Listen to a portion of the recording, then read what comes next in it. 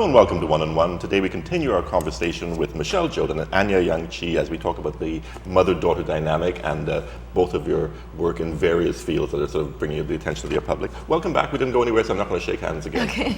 I want to ask you something, both of you, because you've officially become Anya's mom instead of being Michele. 32 years later. It took a long time in coming, but you knew the threat was lurking.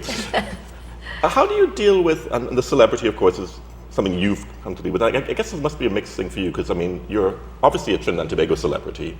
You can't go anywhere without being, well, even our reporters came to take pictures with you earlier. New York, I guess there's a little more anonymity for you, is there?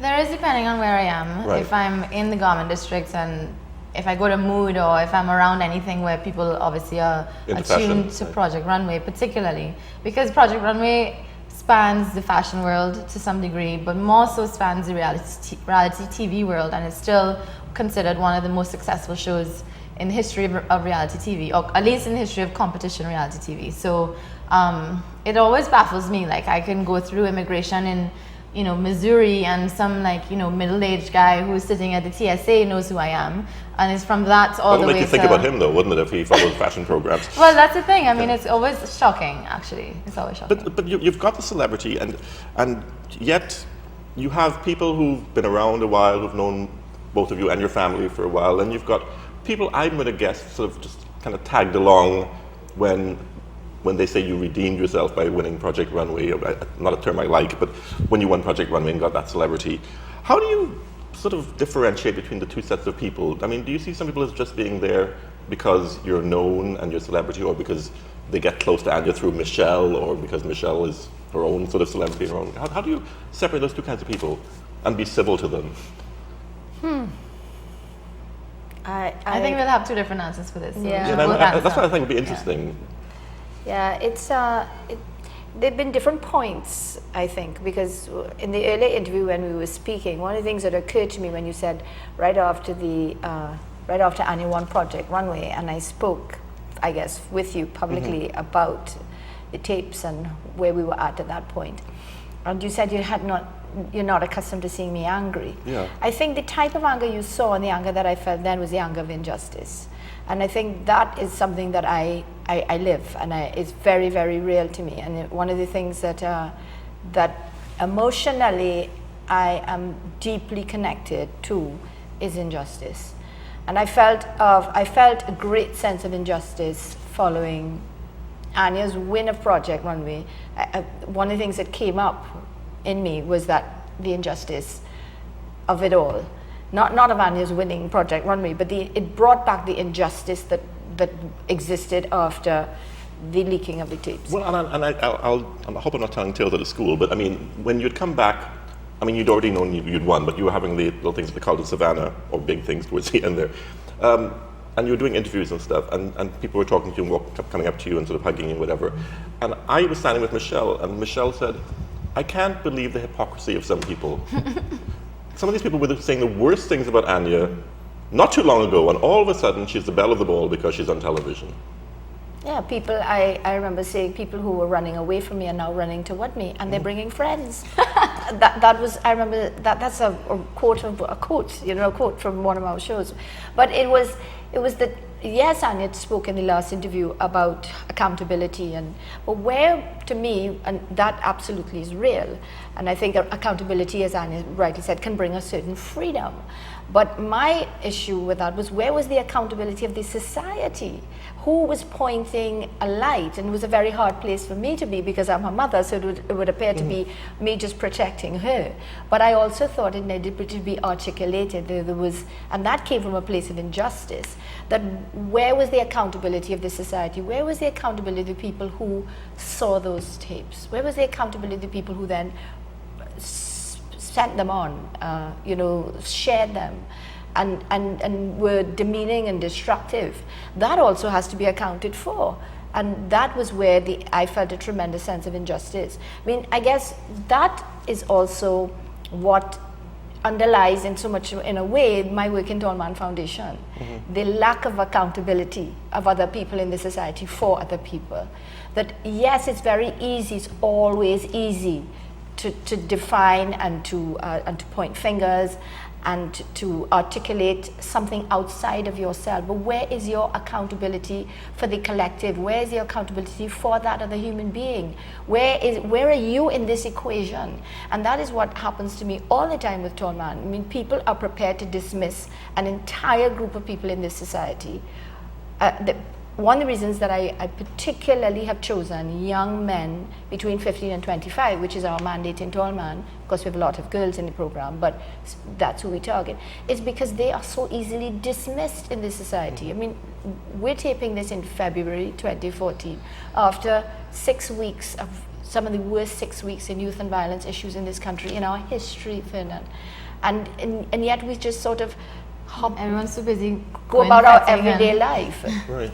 You know, so I think, you know, when it is about how do you differentiate, I have my very, very difficult moments like that when I just think, where are all of you? What is happening? How can you live at such a low level of consciousness? And I'm sorry to sound so high-minded, but that really does happen to me.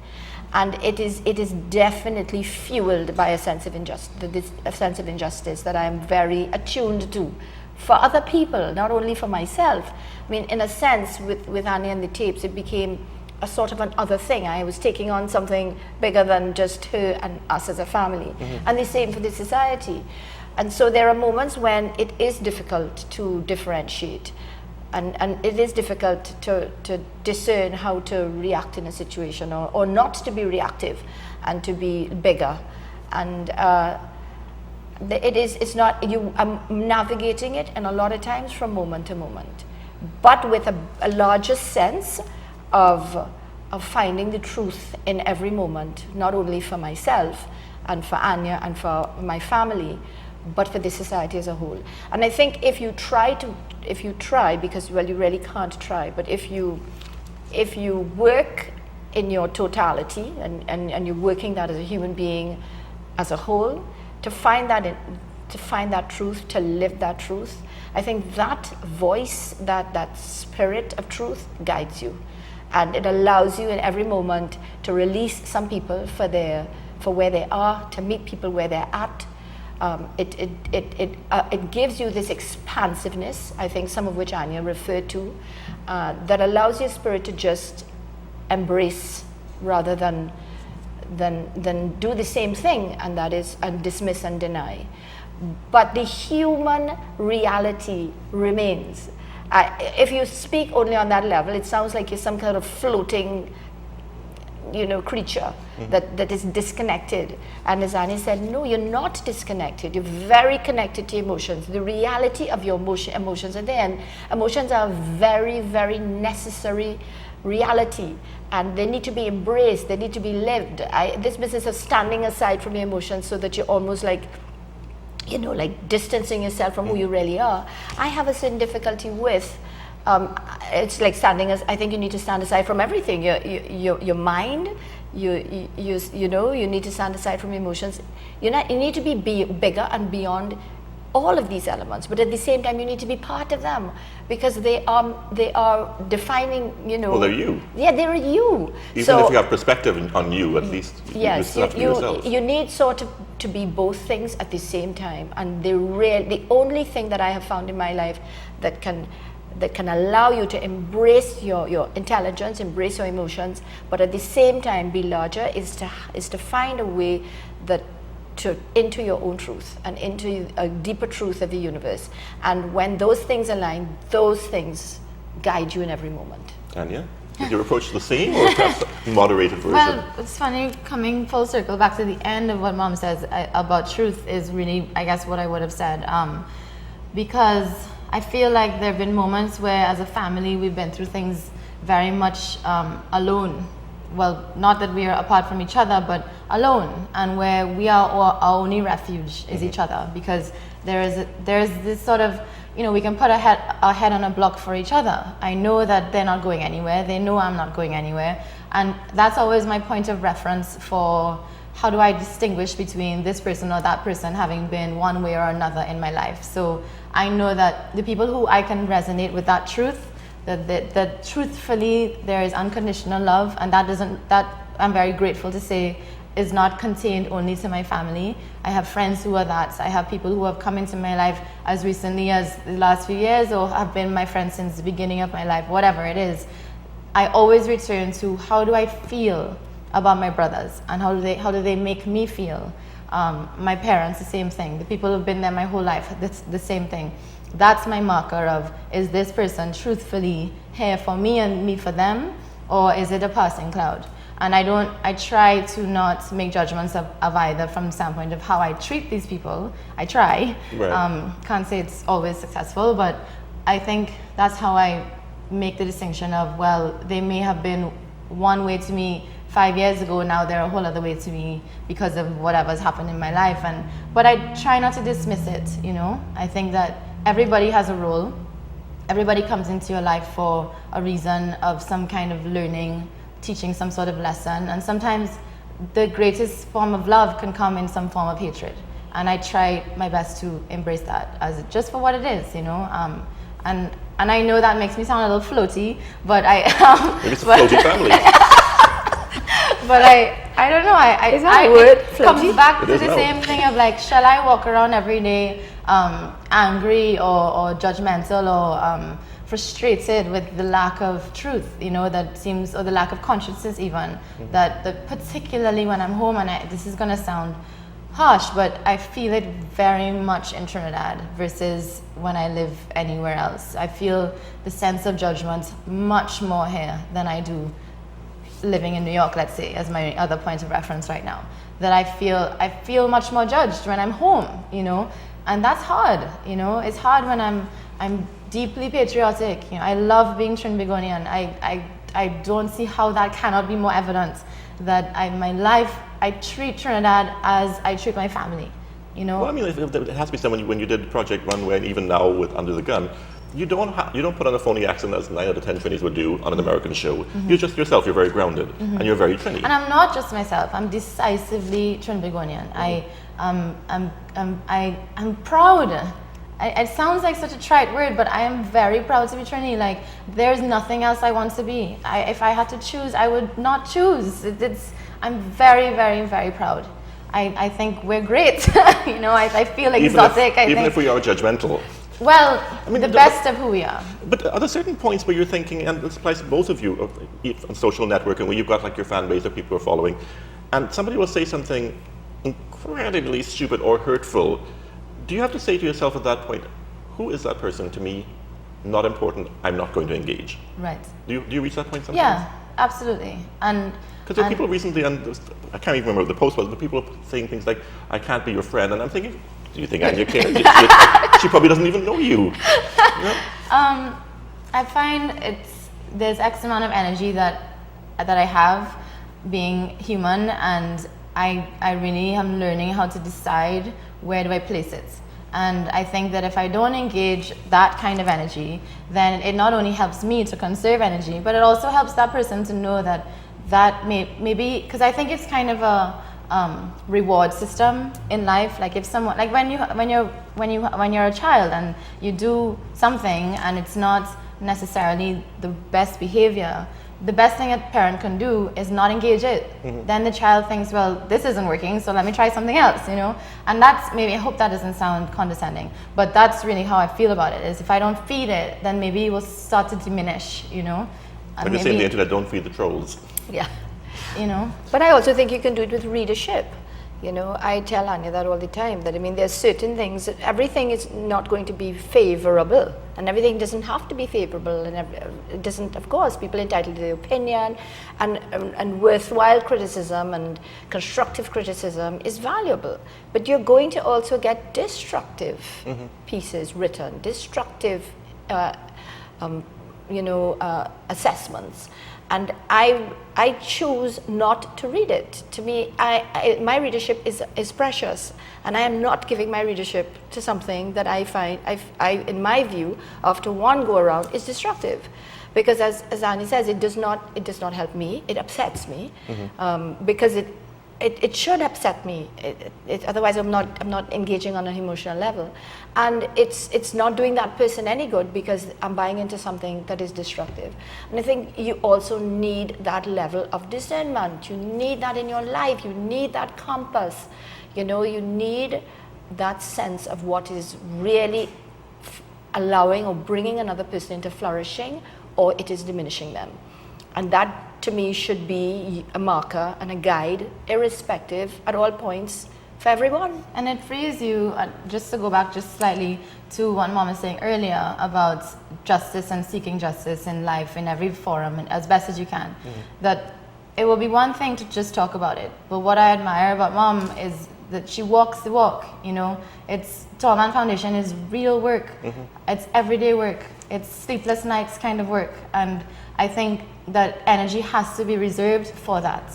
And if that's what you're doing, then you're living by an example, and you're living an example, and that's more powerful than engaging and fighting back and dissipating your defending energy. And you know, what sense does that make? Where would that energy be really going? It's just fueling negativity when energy can be placed in generating positivity, generating growth, generating progress. And I think that's why we, as my brothers and I, are the people that we are. Maybe that's why we're entrepreneurs, because we can control where that energy is going, and we can control what kind of businesses are becoming the next generation of businesses. And that's the world movement. More and more and more businesses are being built on the solid foundation of what kind of positive energy can we contribute to this world, and how can my everyday life be about that. Not like, okay, well, when I become $1 billion company, I'll start giving X amount of money. It's really about the essence, the mission of what we're all doing.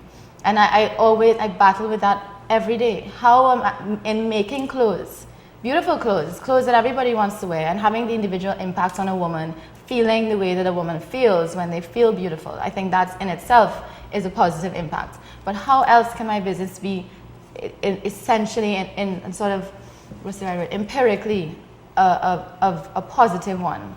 And I feel like that's why I find even talking about negativity and talking about, well, this one feels that way, and that, what do you think about how Trinidad feels? I mean, I find that a complete waste of time, because that's really not how I don't even think about that every day. I really don't, and I'm very grateful for that. I think living away from Trinidad gives me that perspective. I consistently look back and think about the best of who we are. It's only ever when I come home I realize, wow, people really sort of ruminate about these things, you know? And I just find it such a complete waste of energy. Like, whereas I guess maybe going back to the point of how do I discern the people in my life, I find myself more and more and more, if anything, if there's any area where I'm a bit choosy, it's surrounding myself with people who are committed to their personal mission in life, and they don't let anything sway them from that. And being exposed to more and more successful, quote unquote, people around me because of Winning Project Runway, because of the kind of the echelon of people that I have been exposed to, it always surprises me. The last thing they are is petty. The last thing they are is judgmental. The first thing they are is passionate about whatever it is they feel their purpose in life is. Nothing else is getting in the way. And I don't mean that in a, like, not from the standpoint of, well, get out of the way, I'm going for this. Right. More from the standpoint of, how do I embrace everything around me to achieve my God-given gift, you know? And that's been so inspiring for me. Michele? Yeah, it comes in the family context, and also in the Tall Man work, and now in my new role as producer of Jab Malassi, this latest project of mine. And I'm also struck because Jab Malassi it's an amazing work, and it's high art, and those are the words of Etienne Charles, who of course is a tremendously celebrated jazz musician, Trinidadian. Yeah. It's a libretto written by a UTT composer here, Caitlin Kaminga. And the music is composed by Dominique Lejean, another incredibly talented Trinidadian, and the only Trinidadian composer to have ever had her work performed at the Royal Albert Hall in London. So it's on an amazing level, in terms of the composition, but the theme of it goes very much to youth and violence because of the actual story, and it, as a result, beneficiaries downstreaming from it are going to be Tall Man Foundation, my students, and there's already been one line of beneficiary to UTT students who were part of the workshop, and long term is going to Tall Man, among others. So it's sort of my life in a loop, you know, in sort of going full circle. But what I can't get over is the caliber of collaboration. And I think that's what Anya is speaking to. It seems that the more people are committed to their craft, the more people are committed to their art, the more confident they are about who they are and what they are producing, the more concerned they are about their work, and the less they are concerned about themselves. And the more that egotistical shift happens, the more beautiful the experience of collaborating and working, and the more you see the flourishing of what you are trying to achieve. It's how I've tried to run Tall Man Foundation in building consensus. Mm-hmm. It's where we are going with me at, okay, I'll go ahead and say it, 58, and our children. I was trying to protect you. And our children as emerging young people. Now we have become collaborators, and it's not something we're so good at in Trinidad. And I think we're getting better. We're getting better. No, but I've never seen it's like maybe it happens over the breakfast table or dinner table, but it's like a well-oiled, organized machine. The way you've managed to weave everything together. I mean, I saw it during the Project Runway parties where Tall Man was branded using Anya's celebrity, so one was feeding into the other, and of course, Anya, you're part of the Tall Man as well. Yes. But it's the way the family sort of integrates everything, and it's super organic. I mean, to say that it's you've got Anya the Fete, which will also help Tall Man as well. Yeah. Yes. So the Carnival Fete, it's now called because it's one part of an entire Carnival experience. Is the proceeds go to the Tall Man Foundation, and that's just gonna wait for that's habits. Yes, you know, there's always a synergy. I think synergy is really the right word. And Zygon is my brother Eve's sound system. Eve is the crux of all of this. We blame him for everything because Eve at 15 celebrates.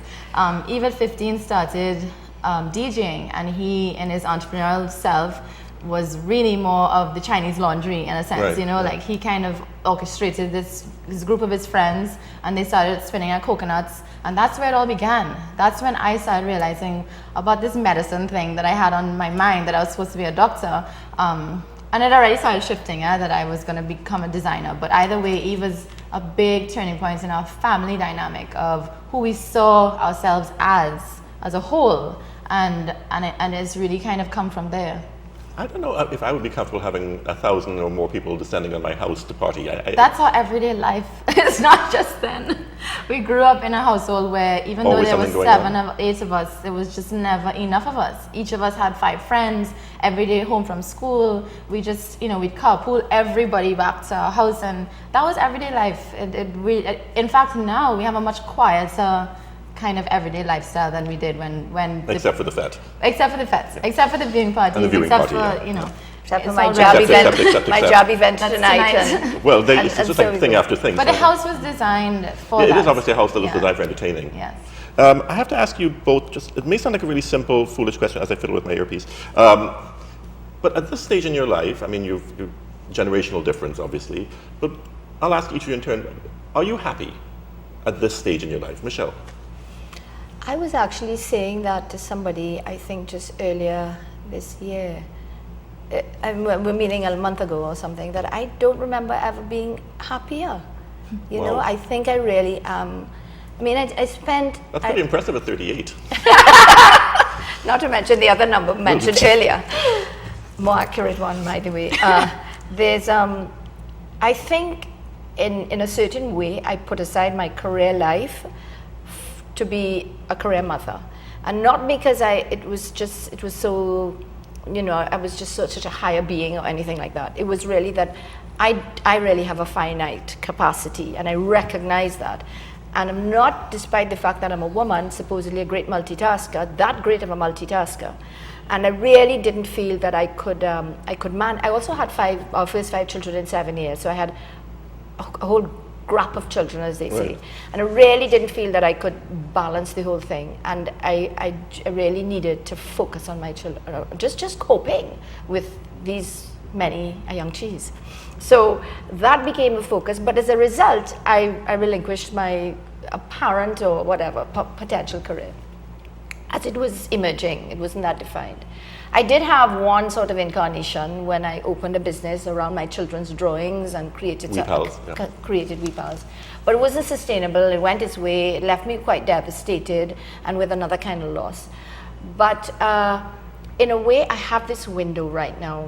My baby is 18 and he's the rapper and he's on his own little entrepreneurial journey. I have no one to take to school, no one to make sure they get through exams right now because Will is taking a particular kind of path. And I just feel like I've gotten back my life personally. Now, I feel immensely joyful and grateful for, or joyous, where's the right word there? Oh, it doesn't matter. Whatever. It sounded good, whichever. For the many 30 years I gave to family life. But I know, if I'm very honest, there is this missing part. And really, this missing part is coming back because of my children. They're the ones who pushed me. They're the ones who pushed me out of my comfort zone and said, Mom, get a job, get a life, do something, you know. And I remember one day I was in my kitchen and I flung my handbag on my shoulder and I said, I'm going to look for a job. I didn't even know where I was going, you know, but it really got me started again. It sort of like was the jolt that I needed. Well, we're almost out of time, Michele, but so you're happy. I'm happy. At 38. Yes. And Anya, just very quickly, you seem happy, but you always seem happy, so I can't never tell. That's good. I don't know how to answer this in a sort of with a lot of pressure, but I'm very happy to see Mom this way, and I just want to say that it's such an incredible example for me, being the only girl. It probably has the most resonance with me because at 38, I hope to be in the same place. And I always say if I could be a fraction of her, I would be grateful. And I think I would say that I have a sense of liberation, which maybe can equate to a certain kind of happiness. And I think that has come after a couple of years after winning Project Runway, where I've returned and remembered who I am. And I think maybe I'm happy about the course that I'm on. But to say that I'm happy is a sort of a moment-to-moment experience, if I'm most honest. And that would probably be too comfortable a position for you at this stage of your life. Maybe, yes, exactly. Anya, a pleasure having you in the program again. Thank you very much. Taking time out of your busy schedule. And Michele, always wonderful having you on the program. Lovely. Thanks to both of you. Thank you, very, very Vernon. much. It was wonderful. You've been watching 101. Join us again tomorrow for another edition.